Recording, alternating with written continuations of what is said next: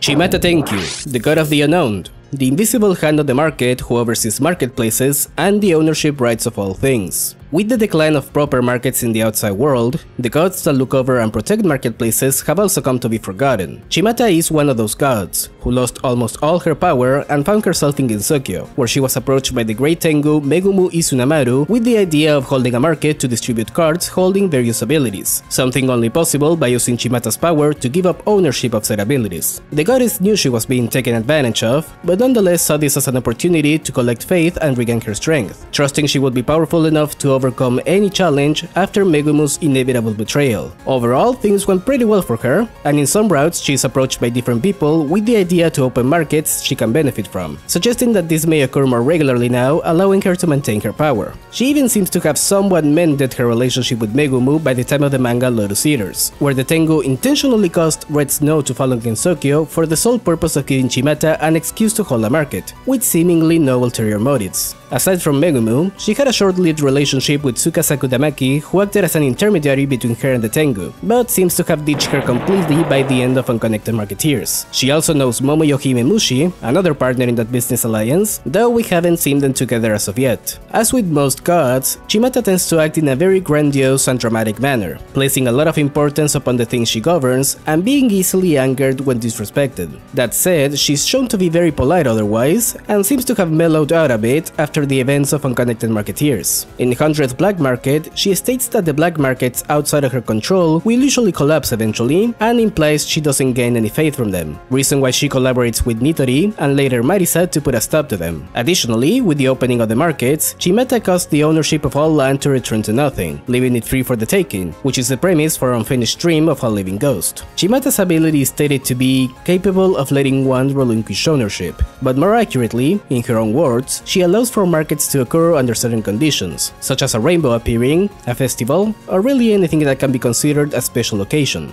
During those markets, all ownership is temporarily lost, and it's only there, under a strict set of rules, that one can definitively relinquish ownership of something, by first offering it to the gods before it reaches a new owner. It's from that ritualistic exchange that Chimata obtains faith. Simply giving or throwing away, taking or stealing, those are not enough to sever the link of ownership one has with an item. It must be traded for an agreed value under the market god's supervision. This ability obviously doesn't translate into her attacks, which instead mainly stick to the rainbow motive that we'll get into in a bit. For some spell cards, she goes out of bounds where she cannot be attacked, showing how she manages things outside of view, maybe calling back to the concept of the invisible hand of the market. Plenty of her attacks also make use of amulet bullets, which in this context I guess could be representing paper currency. And speaking of currency, some suggest her iconic pose makes a dollar sign, with the arms forming the S and her index fingers approximating the vertical stroke. The basis for Chimata is clear to be kami related to markets, though I personally don't believe she's supposed to be any figure in particular. Ichi Kishimahime is one to have been commonly enshrined as a guardian of marketplaces, and Kamuo Ichihime is herself a god associated with the market and commerce, who also has ties to agriculture and maintenance. When worshipped as a god of markets, however, she's usually known as Otoshi Miyoya no Mikoto. There also exists a shrine that houses these gods, Ichihime Shrine, which distributes amulets and holds card purification ceremonies on the new moon and full moon, and because of that, some believe it to be the basis for the ability cards present in Unconnected Marketeers. Ichihime also acts as a catch-all term for kami related to marketplaces, and it was going to be Chimata's name originally, before it was changed because Sun found it too close to the name of the head of committee for Kamiket, Ichikawa Koichi. But honestly, I find her current name a much better fit overall. It could be a nod to Chimata no Kami, gods believed to protect villages from general misfortune, but I believe it was simply taken from the actual word Chimata, which refers among other things to the streets, the public, or crossroads, all elements that can be related to markets. Out of those, the last one is the most important though, since it serves to explain the association with rainbows, as Sun states in his music comments that they are places where other worlds intersect with ours, or in other words, they create a sort of crossroads. He's most likely making reference to Ame no Ukihashi, or the floating bridge of heaven. In Shinto, a bridge that connects Earth with the heavens, which some believe to have been suggested by a rainbow. According to some, in medieval Japan, there also existed the custom of holding a market when a rainbow appears. This is probably also the origin of the idea that an object first passes through the god's hands before reaching its new owner.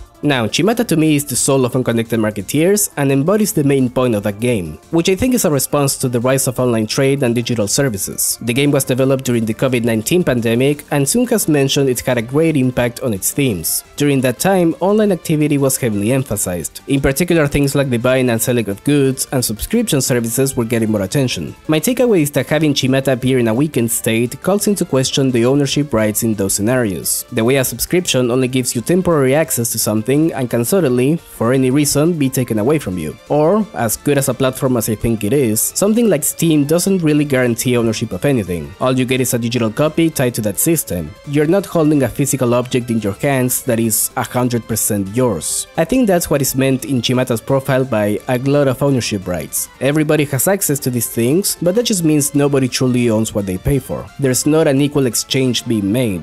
Obviously, there are many exceptions to this, even just in daily life, but I think Chimata and, again, unconnected marketeers as a whole, answers to this particular kind of interaction that has become more prominent in recent years. I think it's also clear that Sun was just upset about Comiket getting cancelled. In response to the pandemic, starting in 2020, 3 of the dates for the biannual convention had to be skipped, with the event finally resuming on December of 2021. In all seriousness, he has displayed a great attachment to the doujin scene, and a big part of that are conventions like Comiket, where people go to sell their own creations. In fact, Comiket was Touhou's cradle. It's where the series saw the light of day almost 30 years ago now, with highly responsive to prayers and story of Easter Wonderland. Such a reunion of people is a special occasion, a market that doesn't occur every day, not unlike the ones associated with Chimata, which is why I believe she's a nod to these events that are so important in Sun's life.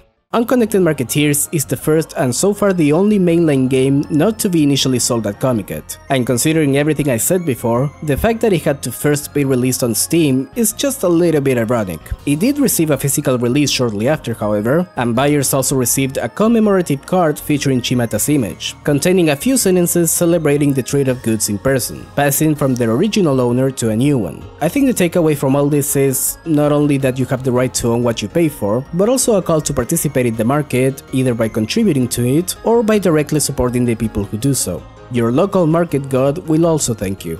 I wanna give a special thanks to Nadox, not only for contributing this artwork of Chimata, but also for helping me out a whole bunch with the research for this video. There are things that would not have made the cut otherwise. And of course, thank you for watching.